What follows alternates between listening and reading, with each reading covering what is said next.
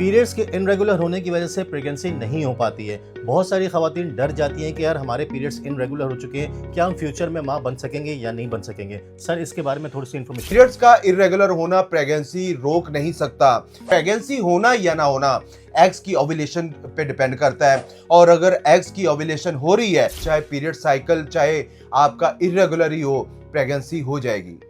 ये हर्बल नुस्खा है, इसका किसी किस्म का कोई साइड इफेक्ट नहीं है। खताई ले लेना आप लोगों ने 30 ग्राम, नौशादर ले लेना 30 ग्राम, हम खरफा ले लेना 30 ग्राम और जाफरान 5 से 10 ग्राम इसमें ऐड करके सारी चीजों को ब्लेंडर में ब्लेंड कर लें। हाफ टी स्पून सुबह नाश्ते के बाद, हाफ टी स्पून रात को खाने के बाद इस्तेमाल करें।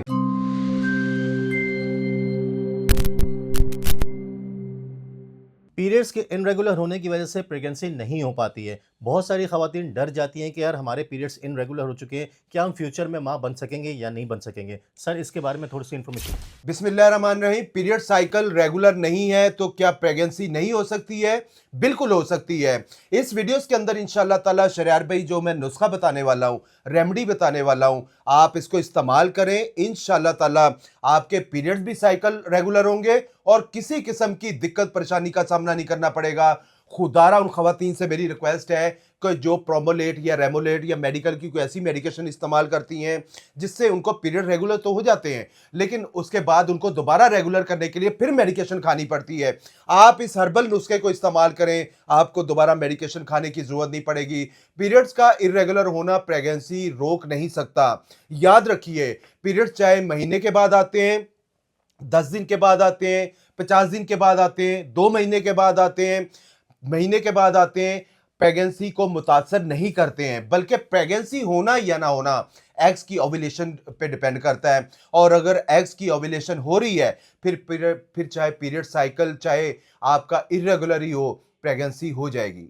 लिहाजा एग्स की ओव्यूलेशन यानी ओवरी से अंडों का इखराज हो रहा है या नहीं, ये चेक करना जरूरी होता है। और उसे चेक करने के लिए शरियार भाई जो ओव्यूलेशन किट के जरिए आप चेक कर सकते हैं। एग्स की ओव्यूलेशन के लिए ये ज़बरदस्त नुस्खा है। इससे एग्स की ओव्यूलेशन भी होगी, पीरियड साइकिल भी बेहतर होगा और आपको इंशाअल्लाह ताला किसी दिक्कत परेशानी का सामना नहीं करना पड़ेगा। नुस्खा बड़ा ज़बरदस्त है, मैं बार बार बताता रहता हूँ, ये हर्बल नुस्खा है, इसका किसी किस्म का कोई साइड इफेक्ट नहीं है और बेशुमार खवातीन अल्लाह पाक के फजल करम से इससे मुस्तफीद हो रही हैं।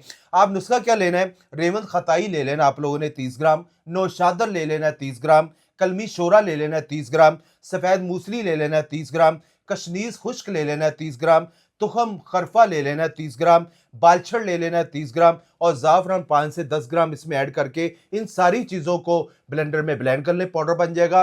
हाफ टी स्पून सुबह नाश्ते के बाद, हाफ टी स्पून रात को खाने के बाद इस्तेमाल करें। इंशाअल्लाह ताला आपके पीरियड साइकिल भी रेगुलर होंगे और प्रेगनेंसी में कोई दिक्कत परेशानी का सामना नहीं करना पड़ेगा और खवातीन को आगे जाके आईवीएफ की तरफ अल्लाह ना करे जाना पड़े। आप इसको इस्तेमाल करें और नेचुरली हर्बल वे में, इसका कोई साइड इफेक्ट नहीं है। ज़बरदस्त हो गया। तो भाई आपको रेमेडी भी बता दी है, और अगर मज़ीद आपने इन्फॉर्मेशन लेनी है तो इनका नंबर और इनका एड्रेस दोनों चीज़ें वीडियो में भी मौजूद हैं, वीडियो की डिस्क्रिप्शन में मौजूद है, यहाँ विजिट भी कर सकते हैं और ऑनलाइन भी इनसे रब्ता कर सकते हैं। सर बहुत बहुत शुक्रिया। जज़ाकल्लाह शरियार भाई। फिर इंशाल्लाह नए टॉपिक के साथ आपकी खिदमत में हाजिर होंगे। बताएंगे सर। अपना ख्याल रखिएगा। जज़ाकल्लाह। अल्लाह हाफ़िज़।